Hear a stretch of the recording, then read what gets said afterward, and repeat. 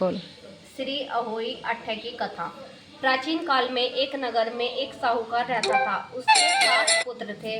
दीपावली से पहले साहूकार की स्त्री घर की लिपापोती के लिए मिट्टी लेने को खदान में गई और खदान में कुदाल से जब मिट्टी खोदने लगी तो देवयोग से उसी जगह एक सेह की मंद थी।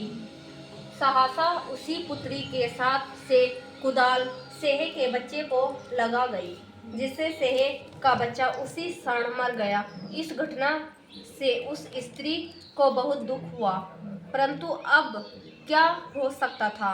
वह स्त्री तत्पश्चात पश्चाताप करती हुई अपने घर आ गई। कुछ दिनों के बाद स्त्री का एक पुत्र मर गया। फिर दूसरे और तीसरे अर्थात 1 वर्ष में उसके 7 पुत्र मर गए।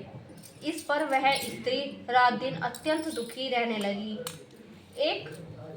एक दिन अपने पड़ोस की स्त्री से रोकर कहा कि मैंने जानबूझकर कोई पाप नहीं किया। कहा एक बार मैं मिट्टी खोदने को खदान गई थी, तो मिट्टी खोदने में साहस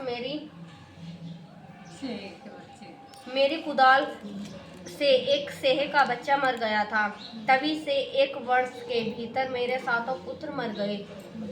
यह सुनकर उस स्त्री ने धैर्य देते हुए कहा कि तुमने तो यह बात सबको सुनाकर पश्चाताप किया है, इससे तेरा आधा पाप तो नष्ट हो गया।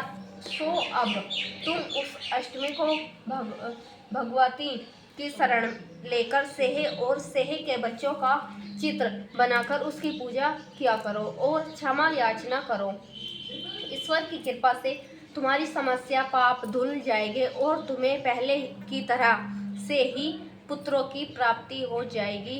उसकी बात मानकर उसी स्त्री ने कार्तिक मास की कृष्णा पक्ष की अष्टमी को व्रत किया तथा हर साल व्रत व पूजा करती रही। फिर ईश्वर की कृपा से 7 पुत्र प्राप्त हुए। तभी से इस व्रत की परंपरा चली आ रही है।